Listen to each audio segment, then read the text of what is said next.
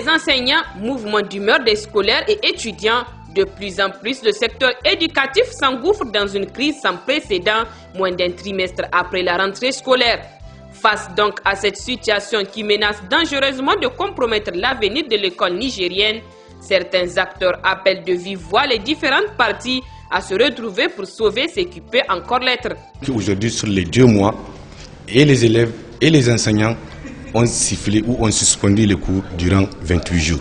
Donc cette situation doit interpeller les élèves eux-mêmes, elle doit interpeller les parents d'élèves, elle doit interpeller les autorités politiques pour qu'il y ait des dispositions qui doivent être prises dans ce sens. Il faut que le gouvernement appelle aujourd'hui tous les partenaires sur la table, qu'ils puissent dialoguer pour qu'on trouve au moins un consensus sur la question du système éducatif et qu'on puisse l'école puisse se reprendre. Aujourd'hui, ce n'est pas de gaieté de cœur que nous constatons nos enfants. Ils viennent à 8 h à l'école, 15 minutes après, ils retournent à la maison. Au nombre des revendications, objet de débrayage multiples des syndicats des enseignants, figure entre autres le paiement des arriérés des pécules ainsi que le recrutement des enseignants contractuels. Des revendications que jugent justes et légitimes ces syndicats qui dénoncent par ailleurs la mauvaise foi des autorités en charge de l'éducation. À l'heure où je vous parle, nous avons des régions qui totalisent presque 3 mois d'arriérés de pécule et salaire dans certaines régions. Mais dans ces conditions aujourd'hui, comment voulez-vous qu'il y ait une sérénité dans le secteur lorsque l'enseignant, qui est le poumon du système éducatif, n'arrive pas à manger à sa faim, n'arrive pas à créer les conditions de se prendre en charge, en tout cas sur le plan santé, n'arrive même plus à savoir dans quelles conditions aujourd'hui il se trouve avec les loyers, ses locataires, ou alors j'allais dire même avec les villageois avec lesquels il partage, chez qui on a pris des crédits à tort et à travers, et qu'on se dise qu'on est aujourd'hui agent de l'État et qu'à la fin du mois on ne peut pas régulariser ces crédits-là. Malheureusement, vous avez constaté que le gouvernement continue à jouer, en tout cas au dilatoire. Le gouvernement fait semblant d'appeler les organisations syndicales, fait semblant d'ouvrir des négociations, mais au fond, il n'y a jamais eu de négociation entre le gouvernement et les organisations syndicales que nous sommes. Et chaque fois qu'ils nous appellent, c'est juste pour nous dire que voilà, là où ils en sont, ils vont payer tel jour.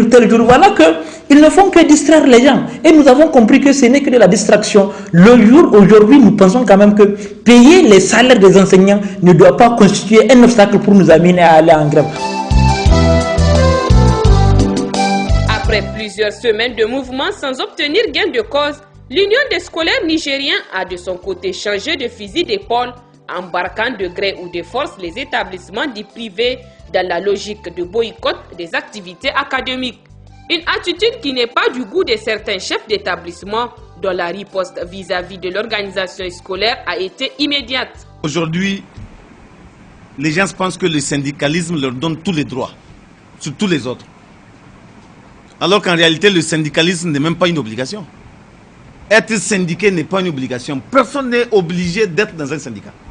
Et personne ne peut obliger quelqu'un d'autre à être dans un syndicat.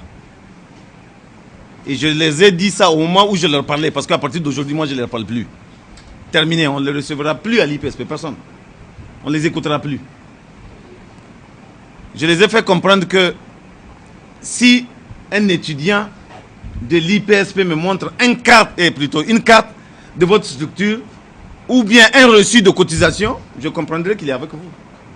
Il n'y a pas un seul étudiant qui a une carte de leur structure ou qui a un reçu qui prouve qu'il a payé des cotisations. Mais moi-même, j'ai été étudiant à l'université de Niamey. Je n'ai pas sauté. J'ai fait l'université de Niamey. Je n'ai jamais été syndiqué. Je n'ai jamais eu de carte de membre. Je n'ai pas cherché parce que je ne veux pas. J'ai jamais cotisé. Est-ce que je suis mort?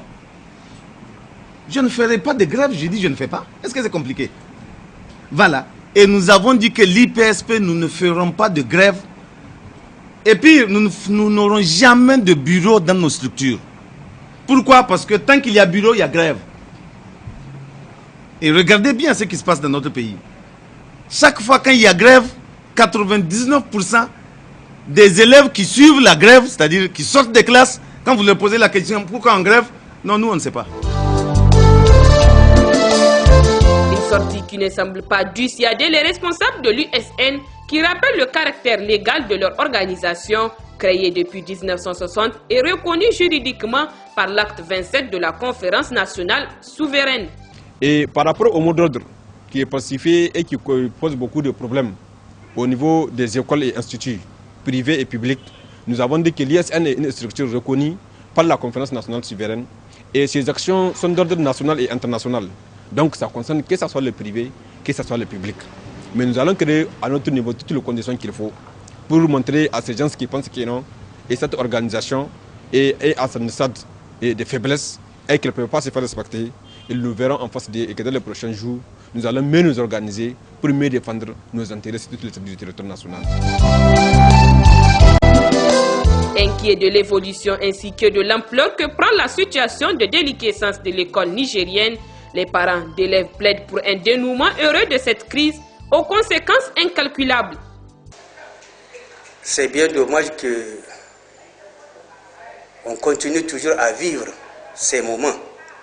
Nous appelons le gouvernement en tout cas à donner à chaque revendicateur quelque chose, de mettre quelque chose dans les mains de ces gens-là, jusqu'à ce que ces problèmes de salaire, ces problèmes de pécule, ces problèmes d'indemnité soient franchement jugulés.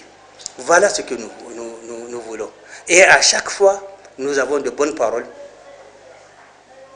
dans ce sens. Et nous pensons que, franchement, avec un peu de patience, les choses vont être mises à jour. Taxés régulièrement d'être à l'origine du blocage de la situation par les différents syndicats, les autorités en charge de l'éducation s'en défendent et expliquent que la situation de déliquescence de l'école nigérienne ne date pas de ce jour. Je fais sortir notre circulaire pour qu'à l'avenir, tous les enseignants qui sont directeurs d'école, il faut qu'ils commencent à enseigner au CI. Première chose. Deuxième chose, j'ai dit à partir de cette année de faire le point de tous les inspecteurs et conseillers pédagogiques à la retraite. Actuellement à la retraite. On va les recruter pour qu'ils encadrent les enseignants dans les brousses et dans chaque village où ils sont là. Troisièmement, on est là-dessus. On va faire un état des lieux de tous les enseignants. Considérée comme la clé de voûte de tout développement, l'éducation doit bénéficier de l'attention ainsi que du soutien des décideurs politiques au plus haut sommet. D'où l'intérêt pour l'ensemble des parties prenantes d'accorder leur violon pour sortir l'école nigérienne des sentiers battus et lui redonner toutes ses lettres de noblesse.